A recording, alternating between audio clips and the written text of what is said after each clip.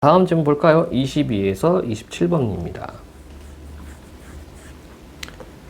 자, 박용래의 월훈, 그 다음에 김영랑의 연, 그리고 서영보의 문의 당기 이렇게 되어 있죠. 자, 복합 질문 나와 있고 22번 가나다 공통점, 그 다음에 박스인데 지금 가에만 해당되어 있습니다. 23번 가를 보고 박스를 보고 지문 분석해 주시면 돼요. 나에 대한 설명, 그 다음에 문맥음의 파악하기가 있고, 포인트 문제 A, B도 나와 있고, 그리고 가다를 이해한 내용 이렇게 되어 있습니다. 자, 그리고 지금 보면은 요렇게 선지가 이렇게 되어 있죠? 그럼 이거 뭐 미리 풀어도 됩니다, 여러분들. 가 보고 나서 바로 1, 2번 제껴도 되겠습니다. 자, 그러면 우리가 아까 이제 기준점, 가에 대한 기준점을 잡고 들어가도록 하지요. 가는 적막한 산골 마을을 배경으로 그곳에 사는 한 노인의 모습을 관찰해 들려주는 시다. 향토적인 전경 속에서 낯설게 느껴지는 일상에 감각적으로 집중하는 노인을 통해 점점 사라져가는 것들에 대한 관심을 드러내고 노인의 삶에 마주한 깊은 정적 속 울음소리를 통해 인간의 쓸쓸함을 고조하고 있다. 이러한 노인의 모습은 외딴집 창호지 문살에 비친 달무리 이미지로 형상화하고 있다. 자, 그래서 이 작품은 수능 특강에 나와 있는 작품이기도 하죠. 아까 이제 수경 낭자 정도 마찬가지지만. 자, 볼까요? 첩첩산중에도 없는 마을이 여기 있습니다. 입진 사이길, 저 모래또, 그 너머 강기슭에서도 보이지 않습니다. 자, 첩첩산중에도 없는 마을이야. 그러니까 더 깊은 산 속에 있다는 얘기예요, 이 마을이. 허방다리 드러내면 보이는 마을. 자, 그래서 첫 번째 부분에서는 마을 위치에 대해서 이제 묘사를 했습니다. 자, 갱속 같은 마을, 직유법이죠. 꼴깍, 해가 노릇꼬리 해가 지면, 자, 꼴깍 문맥음의 파악하기 있었습니다. 25번 1번 아주 짧은 순간에 해가 지는 모습을 나타내는 말로 맞고 시간의 변화를 함축하고 있다. 그렇죠? 다시 지문으로 들어갈게요.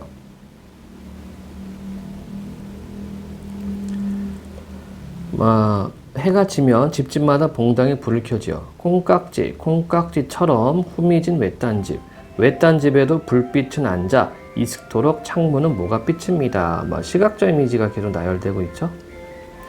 긴 밤입니다. 자, 시적 호용. 외딴집 노인은 홀로 잠이 깨어 출출한 나머지 무를 깎기도 하고 고구마를 깎다. 문득 바람도 없는데 시나브로 풀려 내리는 집단. 자, 시나브로라는 말은 알게 모르게, 알듯 말듯 이런 의미가 있어요. 아무도 모르게 조금씩 이런 의미도 있습니다. 시나무로 풀려 내리는 집단. 지보라기 설레임을 듣습니다. 자, 이것도 이제 시적 허용이에요. 원래는 설렘인데 시적 허용이 되겠고, 그럼 왜 지보라기에 이 집단 풀리는 소리를 설레임을 했을까? 자, 우리가 박스를 보고 왔죠. 외로워요, 이 사람. 이 노인은 외로운 사람입니다. 외롭다 보니까 밖에 누가 왔나? 이런 기척을 느낀 거예요. 이 집단 소리를. 그러니까 설렘을 듣습니다. 이렇게 표현했어요. 자, 귀를 모으고 듣지요. 후루룩 후루룩. 자, 음성상징어가 있고 후루룩 후루룩 처마 기세 날에 묻는 이름 모를 새들의 온기를 생각합니다. 숨을 죽이고 생각하지요. 자, 외로워요. 혼자 살고 있어요. 그것도 깊은 산 속에서도 외딴 집입니다. 그러니까 어떤 인간의 정, 사람의 정에 대해서 생각을 하게 되고 밖에서 난 소리를 그 집단이 풀리는 소리에 설레는 마음을 갖고 있을 거예요. 자, 후루룩 후루룩. 2번 소리를 통해 연상되는 새의 모습을 감각적 형상화, 맞죠? 네, 청각적 신상을 쓰고 있다. 다시 지문입니다.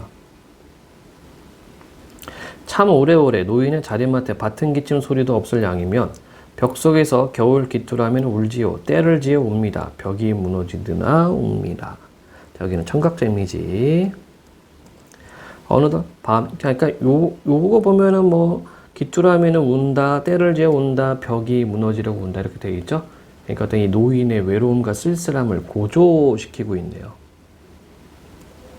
어느덧 밖에는 눈발이라도 치는지 펄펄 한방 눈이라도 흩날리는지 창호지 문살에 돋는 월훈. 월훈은 얘 달무리. 그쵸? 자, 그러면 23번 문제 적절하지 않은 것 1. 첩첩산중에도 없는 마을을 여긴 있다고 한 데서 노인이 살아가는 곳은 쉽게 보기 어려울 것 같은 장소임을 짐작할 수 있고 2.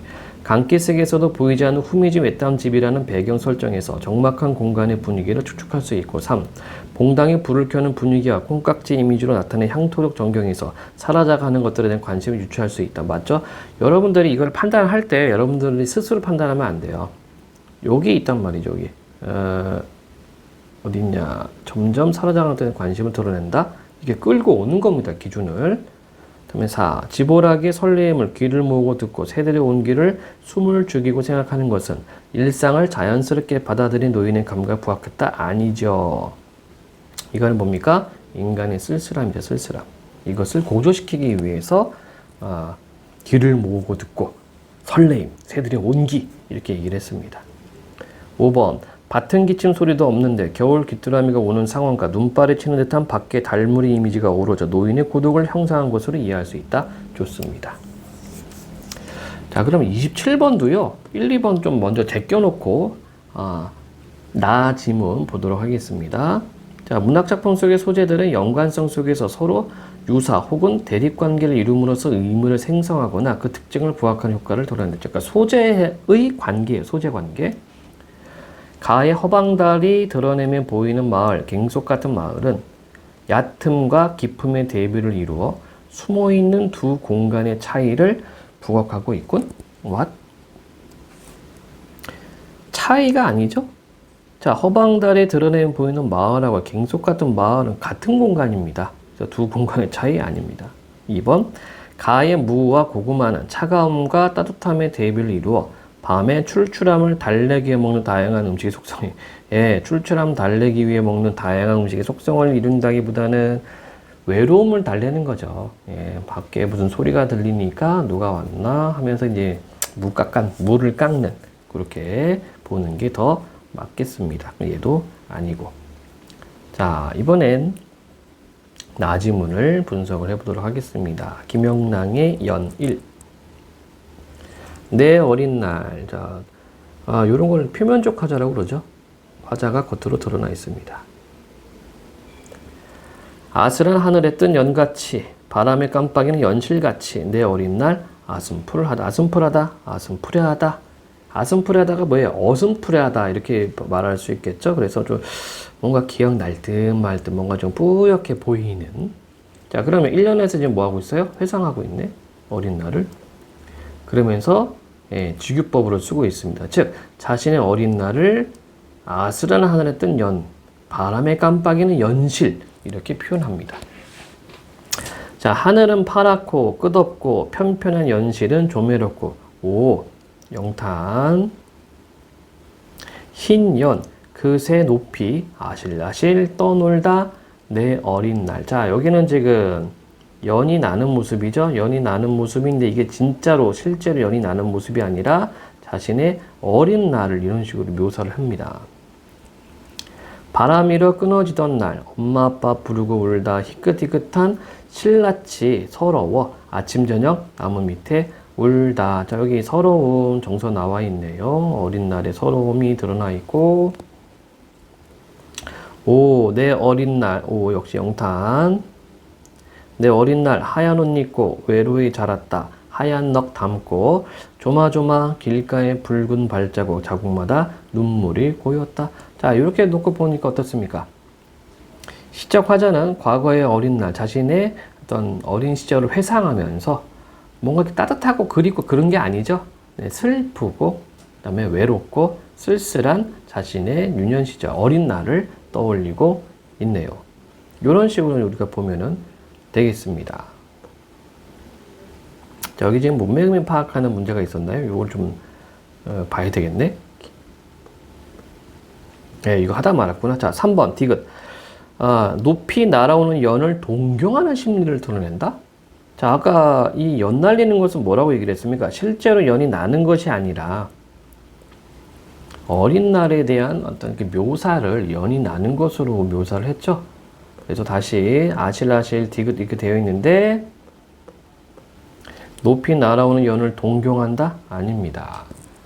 즉 어린 시절, 어린 날의 어떤 기억을 멀리 좀 이렇게 어슴푸레하게 어린 날이 생각이 나는데 그것을 멀리 연이 날아가는 연을 하늘 높이 뛰어오른 그런 모습으로 묘사를 한 거예요. 따라서 답은 3. 자, 4, 5번도 확인해 볼까요? 서러움을 느끼게 하는 대상인 신라테의 모습을 표현하고 있다. 리을 확인. 희끗희끗한 신라치 서러 맞죠? 자, 미음 조마조마. 외롭고 슬픈 어린 시절 정서를 함께 담아내고 있다. 좋습니다. 따라서 아닌 것은 3번. 자, 24번입니다. 나에 대한 설명으로 적절하지 않은 것은 이런 식으로 빨리 풀 수 있는 문제들은 빨리 풀어보는 게 좋죠. 1년에서 연과 연실의 모습에 빗대어 내 어린 날의 기억을 아슴풀다라고 표현하고 있다. 맞고 2년에서 조매롭고로 표현해 연실의 긴장은 3년에서 연실이 바람이라 끊어지던 날의 정서를 고조. 그렇고 3년에서 울다의 반복과 4년에서 눈물이 고이었었다를 통해 내 어린 날의 상황을 짐작할 수 있게 하고 4년에서 외로이 자랐다와 이어진 하얀 넋은 붉은 발자국이 함축된 정서와 상반되는 의미? 5번 1년과 4년의 내 어린 날은 2년의 내 어린 날의 기억을 통해 떠올린 유년 시절을 표상하는 의미를 지니고 있다. 그렇죠? 그래서 아까 얘기했다시피 2년에서 연날리는 모습은 어린 날의 어떤 기억을 묘사하는 것이었습니다. 자, 그러면 4번이 틀렸는데 왜 틀렸을까요? 외로이 자란 거하고 하얀 넋하고 붉은 발자국은 상반되는 의미가 아니라 모두 다 어린 날의 외롭고 쓸쓸한 기억을 나타낸다라고 보면 되겠습니다. 자, 이번엔 이제 수필 하나 보도록 하지요.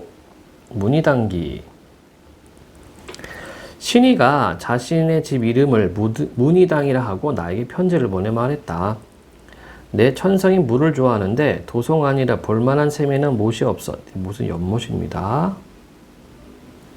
비록 물을 보는 법을 알고 있어도 써볼 데가 없는 것이 늘 아쉬웠습니다. 그런데 천하의 지도를 보고 깨우친 점이 있었습니다. 넘실거리는 큰 바다 사이로 9개 대로 1만 개 나라가 퍼져 있는데 큰 나라는 범선이 늘어선 듯하고 작은 나라는 갈매기와 해오라기가 출몰하는 듯 했습니다. 자, 지금 이 신이라는 사람이 뭐하고 있어요? 천하의 지도를 보면서 깨달은 점이 있다라고 얘기를 합니다. 자, 그러면 여러분들 수필은 경험과 이 경험이 사실이 되겠죠?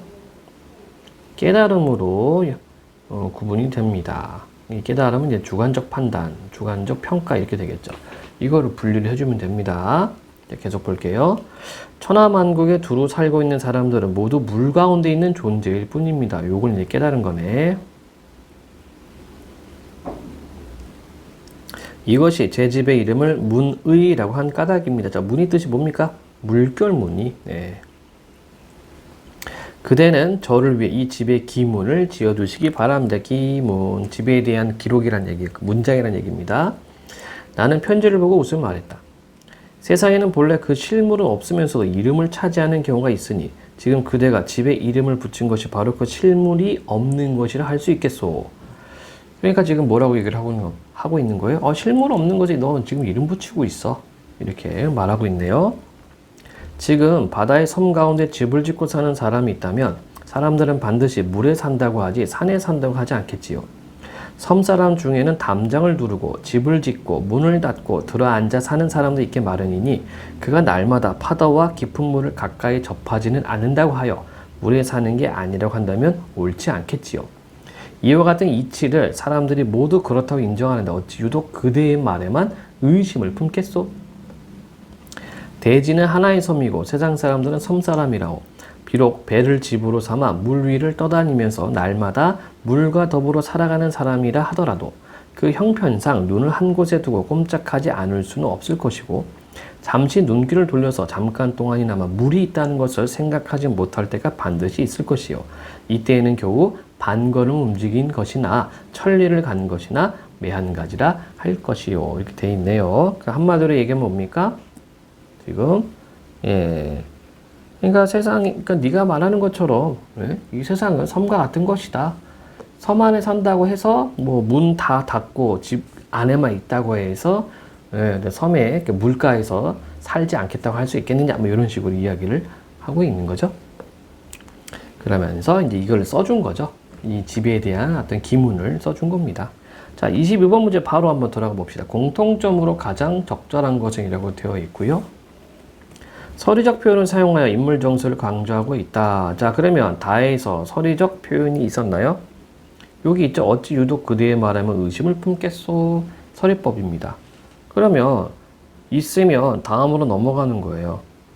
자, 나의 서리법 있습니까? 없습니다. 서리법이라고 하는 것은 알면서 묻는 방식인데 다에는 있는데 나에는 없어요.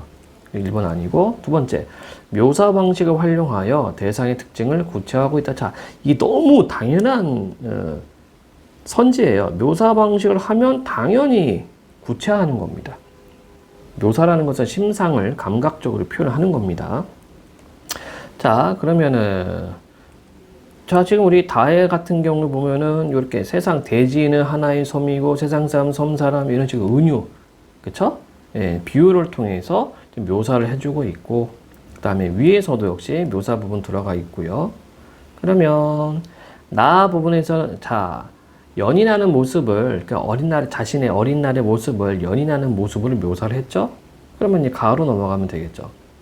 여기는 뭘 묘사했습니까? 바로 이 마을, 산속 깊은 외딴, 산속 깊은 마을에서도 외딴 집을 묘사를 했죠. 예, 묘사가 있습니다. 따라서 답은 2번 공통적으로 드러난 것이기 때문에. 자, 3. 말을 건네는 방식을 사용한 주제를 심화한다. 자, 다에는 있죠. 그러나 나에는 없습니다. 4. 과거 장면을 회상하여 현재 상황에 대한 원인을 포착하고 있다. 자, 문희단기 과거 장면 회상 없습니다. 5. 가상의 상황을 설정하여 현실에 대한 긍정적인 인식을 이끌어내고 있다. 자, 그런데 나는 가상의 상을 설정한 것이 아니죠. 어린 날을 회상하는 것을 지금 이제 연 날리는 것으로, 연이 나는 모습으로 묘사를 했어요. 따라서 적절한 것은 2번. 23번 했고, 24번 했고, 25번 했고, 26번. A, B에 대한 예로 적절하지 않은 것은, 자, A가 뭐였나? 여러분들, A는 신이었군요. B는 나. 그러니까 이제 시험지를 볼 때는 금방 파악이 되는데, 이게 또 화면으로 보다 보니까 또 안 보이기도 하네요. 자, A에는 볼만한 셈이나 못이 없는 곳에 산다고 생각하다가 천하의 지도를 보고 깨달은 바에 따라 자신이 물 가운데 살고 있는 것이나 다른 어떤 발상으로 사고 전환 그렇고, A가 자기 집을 문의라고 한 것에 B가 동의한 이유는 A의 상황이 배를 집으로 삼아 사는 사람의 상황보다 집에 들어앉아 있는 사람의 상황에 가깝다고 생각했다. 이건 맞지가 않죠. 예. 자, A는요, 이 A는 자기가 물 가운데 살고 있다고 생각한 거예요. 그렇다면은 집에 들어앉아 있는 사람은 물 가운데, 물에 산다고 생각을 못 할 거라고 얘기를 했습니다. 그래서 맞지 않는 설명이 되겠고, 3.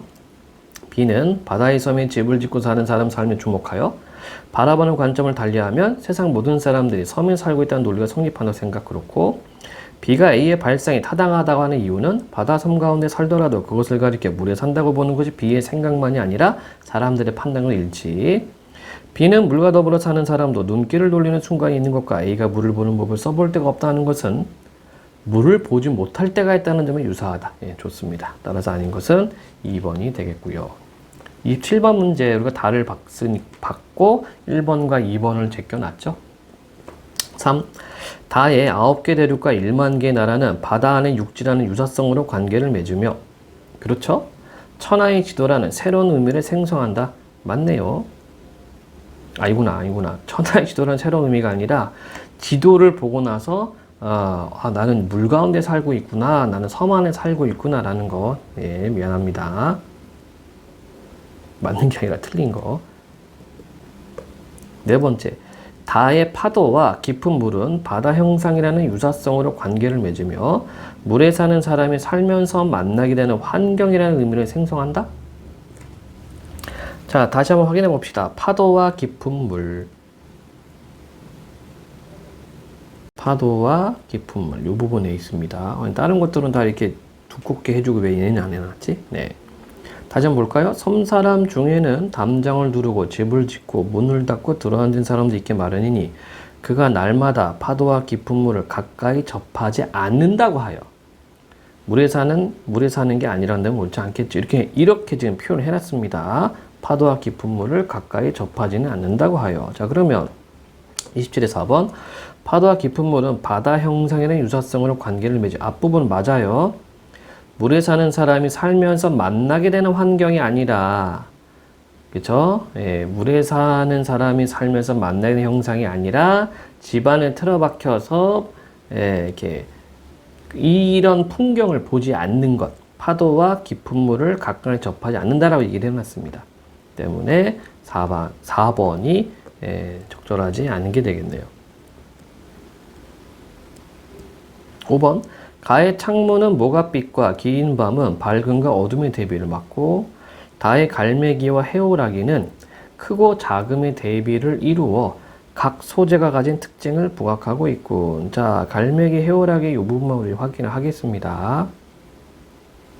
갈매기, 해오라기는 또 어디 있었나? 넘실거리는 큰 바다 사이로 9개, 대로 1만 개 나라가 퍼져 있는데 큰 나라는 범선이 늘어선 듯하고 작은 나라는 갈매기와 해오라기가 출몰하는 듯 했습니다. 그러니까 작은 나라를 갈매기, 해오라기, 큰 나라는 범선, 이렇게 이야기를 합니다. 다시 선제 5번을 확인해 보면요. 다의 갈매기와 해오라기는 크고 작음의 대비를 이루어 각 소재가 가진 특징을 부각하고 있죠. 네, 즉 갈매기와 해오라기는 작은 나라의 어떤 특징을 부각한다고 볼 수 있겠습니다. 따라서 4번이 적절하지 않은 게 되겠습니다.